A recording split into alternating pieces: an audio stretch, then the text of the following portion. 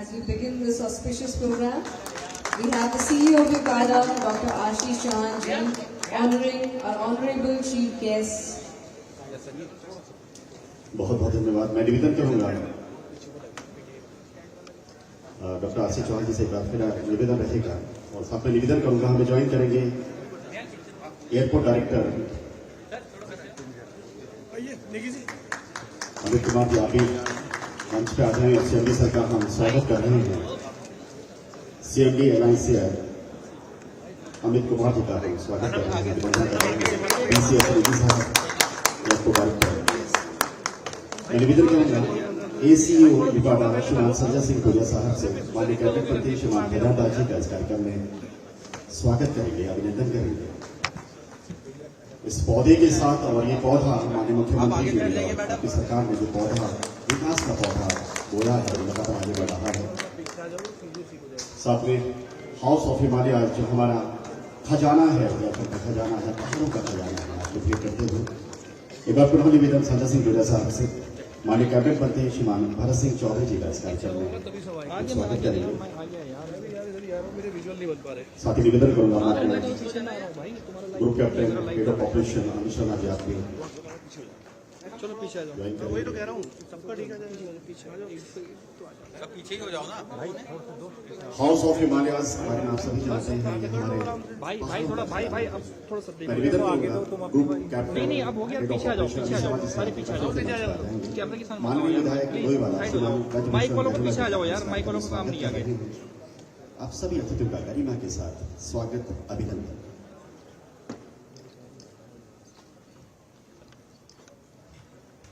Thank you, sir.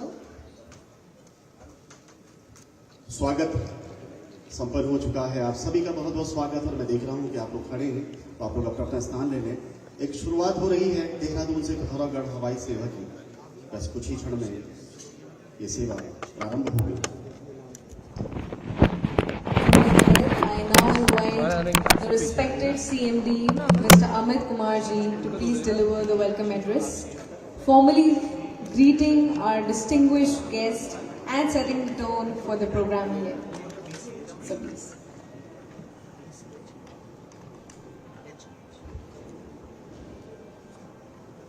आदरणीय मुख्यमंत्री उत्तराखंड देहरादून आज हवाई सेवा के शुभारंभ अवसर पर मंच पर आसीन उत्तराखंड सरकार में मेरे साथ कैबिनेट के सहयोगी श्री खजानदास जी, श्री भरत चौधरी जी, हमारे इस विधानसभा के लोकप्रिय विधायक श्री ब्रजभूषण गैरोला जी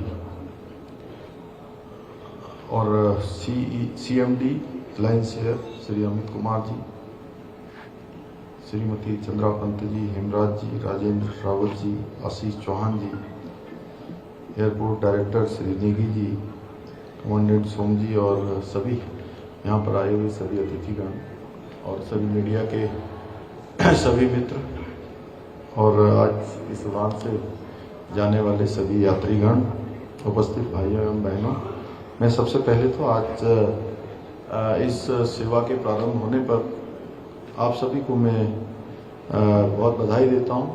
बहुत आप सबका यहाँ पर स्वागत करता हूँ, अभिनंदन करता हूँ और आदरणीय प्रधानमंत्री जी का और धन्यवाद करता हूँ, आदरणीय नायडू जी का जो अभी हमको वीडियो के माध्यम से यहाँ पर इनका संदेश हम सब सुन रहे थे, और हमारे नगर विमानन मंत्री जी का भी बहुत मैं उनका भी धन्यवाद करता हूँ। और रामनवमी का पर्व है, इस रामनवमी के पर्व पर ये शुभ कार्य हो रहा है।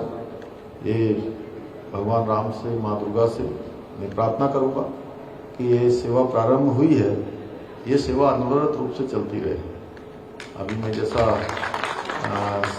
सीएमडी अमित जी से भी कह रहा था कि हम लोगों के वर्क कल्चर में माननीय प्रधानमंत्री जी के मार्गदर्शन में प्रेरणा से हमने ये अडॉप्ट किया है कि कोई भी कार्य यदि हमारा शुरू होता है तो फिर वो अनवरत रूप से चलता है, यानी जब तक वह उसका उद्देश्य पूरा नहीं हो जाता है तब तक वो चलता रहे। आज ये बड़ी खुशी की बात है कि 42 सीटर सेवा पिथौरागढ़ देहरादून और देहरादून से पिथौरागढ़ के लिए चल रही है और आज से प्रारंभ होने वाली सेवा ये हमारे लिए बहुत अत्यंत महत्वपूर्ण सेवा है, क्योंकि इसके प्रारंभ होने से पिथौरागढ़ से देहरादून और देहरादून से पिथौरागढ़ ये परस्पर ये शहर एक दूसरे से जुड़ जाएंगे और इसकी जो दूरी है 14 घंटे 15 घंटे का लंबा सफर, ये सफर बहुत छोटा हो जाएगा और इससे निश्चित रूप से वहाँ की स्थानीय अर्थव्यवस्था को भी मजबूत बनाने में बहुत अभूतपूर्व रूप से सहायता मिलेगी। इसके साथ साथ आदरणीय प्रधानमंत्री जी के दूरदर्शी नेतृत्व में आप सबको ध्यान होगा 2014 से पहले देश में जितने भी हवाई अड्डों का निर्माण हुआ है उनकी संख्या आजादी के बाद के 65 वर्षों में बने हवाई अड्डों से दुगनी हो गई है। यानी कि इस कालखंड में पिछले 11 वर्षों में अभूतपूर्व रूप से हवाई अड्डों का निर्माण हुआ है। आज जहां एक और civil aviation infrastructure development fund के माध्यम से छोटे शहरों में हवाई अड्डों के विकास के लिए वित्तीय सहायता दी जा रही है, उनको मजबूत किया जा रहा है, इंफ्रास्ट्रक्चर खड़ा किया जा रहा है। वहीं भारत को 2030 तक पैसिफिक लॉजिस्टिक हब के रूप में विकसित करने के लिए भी एयर कार्गो नीति भी लागू की गई है।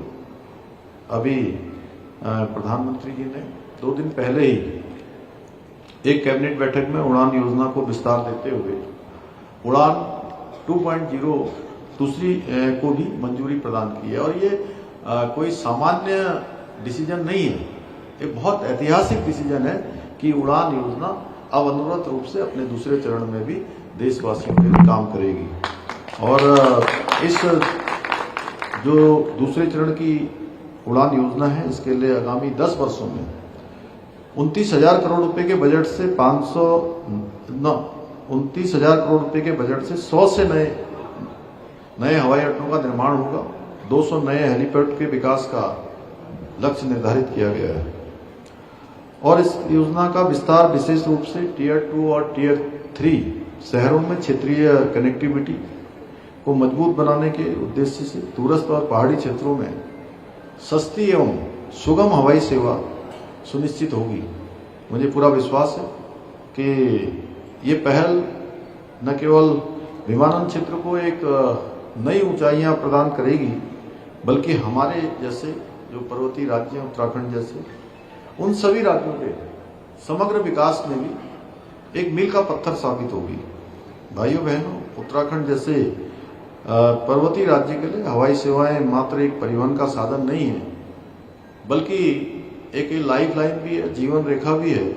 चाहे वो हमारे सीमांत क्षेत्रों में कठिन भौगोलिक परिस्थितियों वाले स्थानों पर आवश्यक सामग्री पहुंचानी हो, गंभीर रोगियों को त्वरित रूप से उपचार पहुंचाना हो, उपचार के लिए उनको लिफ्ट करना हो, तो ऐसे समय में उनको अस्पताल लाना हो या प्राकृतिक आपदा की घड़ी के समय में बचाव के काम करने हो, प्रत्येक स्थिति में ये हवाई सेवाएं जीवनदायिनी सिद्ध हो रही हैं।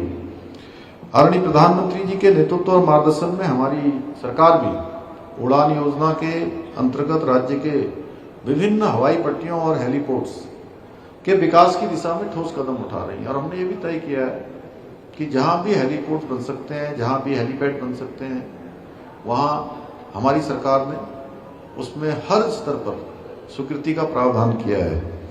और उड़ान योजना के अंतर्गत आज 26 हवाई मार्गों का राज्य के अंदर संचालन किया जा रहा है, जिससे राज्य के विभिन्न शहरों और दूरस्थ क्षेत्रों के बीच संपर्क और अधिक आसान हुआ है, मजबूत हुआ है।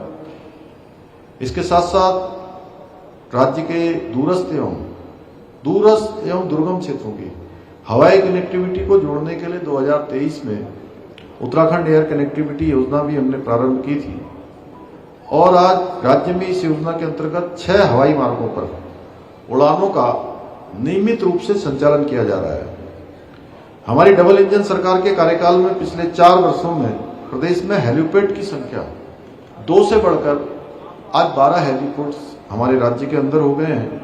इसके साथ ही हेलीपैड की संख्या जो 60 होती थी आज 118 हो चुकी है।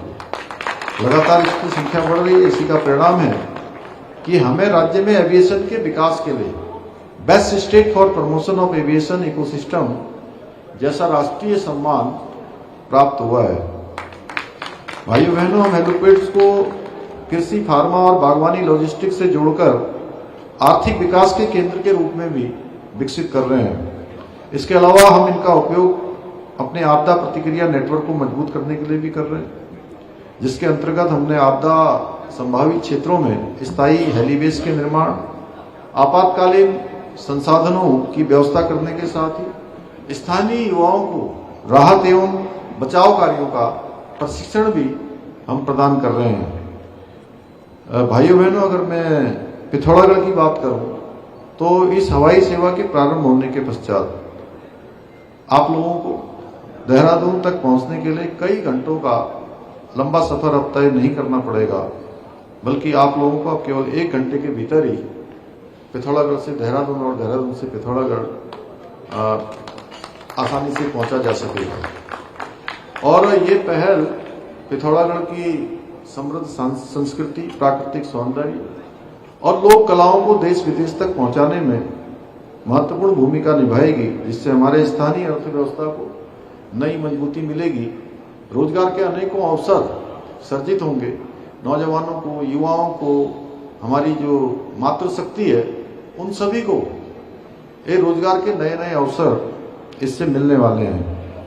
और इन हवाई सेवाओं के द्वारा पर्यटन को भी बढ़ावा मिलेगा।